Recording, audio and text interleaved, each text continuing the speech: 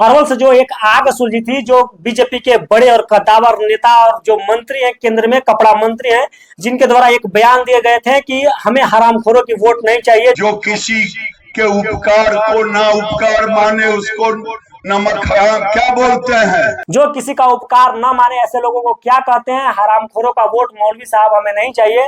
मैंने कहा मौलवी साहब मुझे नमक हरामों का वोट नहीं चाहिए। जो आग अरवल से सुलझी थी, जो देश लेवल पर सुलग रही है, लगातार टीवी डिबेट हो रहे हैं, चर्चाएं हो रहे हैं और देश की जनता ये जानना चाहती है कि आखिर ये हरामखोर वोटर कौन है। क्या बीजेपी को वोट नहीं देती है तो क्या ये हरामखोर हो गए हैं? जो इन सभी मुद्दों पर पलटवार करते हुए महागठबंधन के प्रत्याशी अरवल विधानसभा से महानंद सिंह और कुर्था विधानसभा के प्रत्याशी सुधा यादव ने अपना जो है पक्ष रखा है, जिसके बाद उन्होंने कहा है कि ऐसे नेता जो पूरे बिहार में विवादित बयान देकर चर्चा में बने रहना चाहते हैं, ऐसे नेताओं की बिहार की जनता किसी प्रकार से कोई भी नोटिस नहीं लेती, जो अपने वोट के लिए बिहार की जनता को गाली दे। चुनाव आचार संहिता का उल्लंघन है और पारदर्शिता के खिलाफ है और हेट स्पीच के मामले में जो यहाँ के जो मंत्री ने हेट स्पीच दिया है, इस पर संज्ञान लेना चाहिए, उन पर मुकदमा करना चाहिए।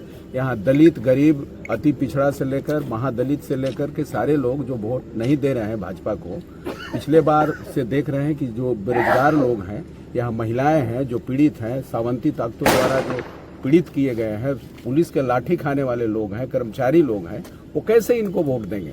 और वो सारे लोग नहीं वोट देने वाले लोग ये हरामखोर हैं। ये बात बोला जाना, हम समझते हैं कि बिहार की जनता के साथ ये गाली गलौज पर उतर आने वाले ये भाजपा के जो नेता लोग हैं, इस बार जनता जरूर सबक सिखाएगी और इंडिया गठबंधन महागठबंधन की सरकार बनेगी। मैं समझता हूं कि आने वाले समय में ऐसे जो हेट स्पीच देने वाले लोग या प्लेइंग फील्ड जो लेवल प्लेइंग फील्ड को तहस नहस करने वाले जो माहौल बनाया गया है, उसका भी आने वाली सरकार जो हम लोगों की सरकार बनेगी उसमें जवाब दिया जाएगा। और वोटर का जो है हमें वोट नहीं चाहिए, केंद्रीय मंत्री का सही बयान है। क्या आप भी आपको बताते हैं कि जरा सा भी लोकतंत्र में, लोकतांत्रिक मूल्यों में जिस आदमी को विश्वास होगा या फिर क ख ज्ञान होगा, वो इस तरह का मतलब बयान नहीं दे सकता है। क्योंकि जब हमारे पुरखे के लोगों ने और खास करके बाबा साहब अम्बेडकर ने जब वोट के अधिकार को सामान्य कर रहे थे, तो सबसे यही मतलब महत्वपूर्ण विषय था। अगर बाबा साहब अम्बेडकर आज नहीं होते तो ये लोग जो इस तरह के जो लोग सवाल पैदा कर रहे हैं, यही लोग वोट के मालिक होते।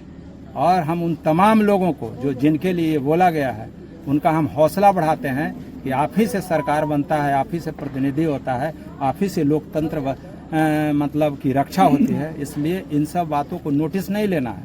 ये लोग तो चाहते हैं कि हम किसी को बोल के आहत करें, लेकिन जिसके पास हौसला है, जिसके पास मतलब धैर्य है, वो इन तरह के बातों को नोटिस नहीं लेता है।